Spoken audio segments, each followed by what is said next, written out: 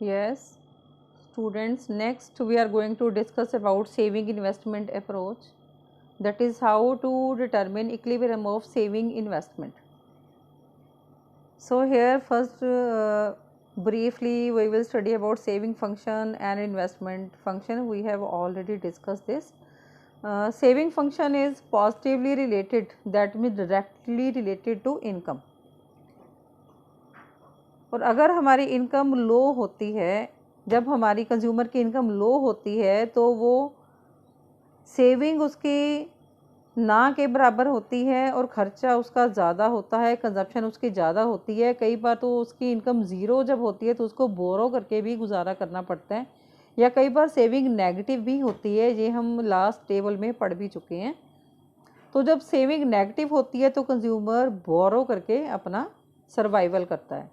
तो sometimes saving में भी नेगेटिव, और समटाइम्स जब इनकम उसकी बहुत ज़्यादा बढ़ जाती है तो कंज्यूमर सेव करने लग जाता है, तो सेविंग पॉजिटिव हो जाती है। So next is about investment function. जो इन्वेस्टमेंट है वो हमेशा ऑटोनमस होती है because it is independent of the level of income.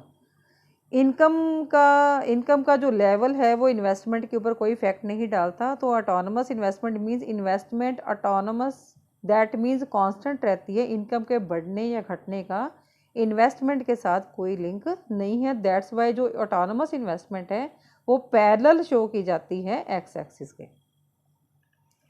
So here table is given, same table we are taking income starting from zero, फिर 2020 के gap से हमने इनकम का टेबल बनाया है। देन कंजप्शन का टेबल है, ज़ीरो लेवल ऑफ इनकम पे कंजप्शन 30 रहनी है क्योंकि सर्वाइवल के लिए ज़रूरी है।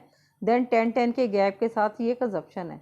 देन सेविंग का फॉर्मूला क्या है, जब हम इनकम में से कंजप्शन माइनस कर देंगे तो we will arrive at the saving.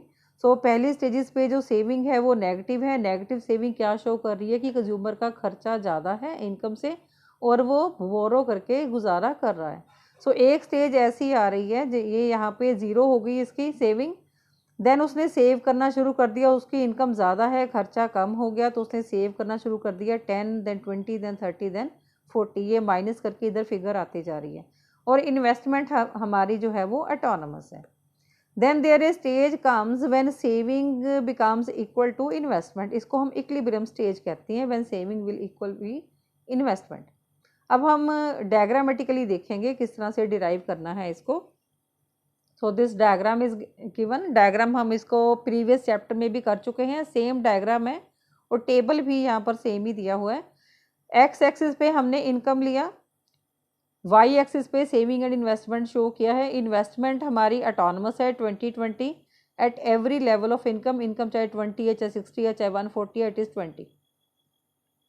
Then हमने सेविंग की लाइन ड्रॉ की है, जब इनकम हमारी ज़ीरो है, कंजप्शन 20 है और इधर सेविंग क्या है, इधर है हमारी -30। देन 20 अगर इनकम है तो हमारी सेविंग जो है इट इज़ -20। इनकम अगर 40 है तो सेविंग है -10। 60 है इनकम तो ज़ीरो है। देन 80 है तो 10 है हमारी सेविंग। 100 है देन हमारी 20 है। देन 120 है तो 30 है एंड सो ऑन। इस तरह से हमने सेविंग के पॉइंट्स प्लॉट करके हमने सेविंग लाइन यहाँ पर, ये ग्रीन कलर में शो हो रही है यहाँ पे, तो सेविंग लाइन हमने यहाँ पे ड्रॉ कर लिया। तो ये जो पॉइंट ई है, it shows equilibrium level when saving is equal to investment. अब इस इक्विलिब्रियम पॉइंट के बाद अगर हम डायग्राम में देखते हैं ध्यान से, तो दो इक्विलिब्रियम की स्टेजेस शो होती हैं, इक्विलिब्रियम पॉइंट के बाद और इक्विलिब्रियम पॉइंट के पहले। So after equilibrium point saving जो है it is greater than investment, and equilibrium point से पहले जो सेविंग है ये इन्वेस्टमेंट लाइन के नीचे शो हो रही है, तो saving is lower than investment. अब यहाँ पर प्रोड्यूसर कैसे बिहेव करता है to arrive at the level of equilibrium. So if saving is greater than investment, saving जब इन्वेस्टमेंट से ज़्यादा है, इसका क्या मतलब है, इकॉनमी में सेविंग ज़्यादा हो रही हैं और खर्चा कम हो रहा है। खर्चा कम हो रहा है मीन्स एग्रीगेट डिमांड हमारी कम है, यहाँ पर मैंने एरोस लगा के एक्सप्लेन किया है। सो इट मीन्स सेविंग अगर हमारी ज़्यादा हो रही है इट मीन्स खर्चा कम हो रहा है। खर्चा कम हो रहा है मीन्स एग्रीगेट डिमांड इकॉनमी में कम आ रही है। As compare to aggregate supply. Aggregate supply कौन देता है? प्रोड्यूसर। अब अगर इकॉनमी में एग्रीगेट सप्लाई ज़्यादा है, एग्रीगेट डिमांड कम है, तो प्रोड्यूसर क्या करेगा? प्रोड्यूसर आने वाले सालों में अपनी प्रोडक्शन को कम प्लान करेगा, क्योंकि पहले ही उसका स्टॉक अनसोल्ड पड़ा है जो पूरा नहीं बिका। तो वो नेक्स्ट ईयर में अपनी प्रोडक्शन को कम प्लान करेगा। कम प्लान होने से क्या होगा? जो इनकम है वो लो हो जाएगी, क्योंकि अगर आउटपुट ही कम होगा, क्योंकि आउटपुट और इनकम दोनों क्या है? Directly related to each other. तो अगर आउटपुट कम होगी, प्रोडक्शन कम होगी, उससे इनकम भी लो हो जाएगी, क्योंकि जितना सेल होगा उतना ही आएगा। अगर प्रोड्यूस ही कम करेगा प्रोड्यूसर, तो इनकम भी कम आएगी। अब इकॉनमी में अगर इनकम कम आएगी तो अपने आप जो सेविंग है वो लो हो जाएगी। तो ये साइकिल तब तक कंटिन्यू रहेगा जब तक सेविंग इन्वेस्टमेंट के इक्वल नहीं हो जाती। अब नेक्स्ट स्टेज है व्हेन सेविंग, अगर इक्विलिब्रियम पॉइंट के नीचे हम देखते हैं saving is lower than investment. So that means saving lower than investment means जब सेविंग कम है, सेविंग कम हो रही है इकॉनमी में, इट मीन्स लोग सेव कम कर रहे हैं और खर्च ज़्यादा कर रहे हैं। खर्च ज़्यादा करना मीन्स एग्रीगेट डिमांड जो है वो ज़्यादा है as compare to aggregate supply. अब अगर एग्रीगेट डिमांड अगर ज़्यादा है, सप्लाई कम है, इट मीन्स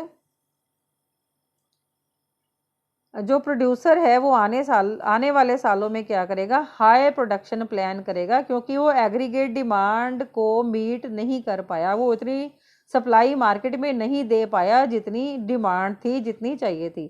तो वो नेक्स्ट ईयर में प्लान करेगा हायर प्रोडक्शन और हायर आउटपुट को प्रोड्यूस करेगा। हायर आउटपुट प्रोड्यूस करने पे प्रोड्यूसर की इनकम बढ़ेगी। तो जब इनकम इकॉनमी में बढ़ेगी, ओवरऑल इनकम बढ़ेगी, तो उससे क्या होगा? सेविंग भी बढ़ेगी हर तरफ से।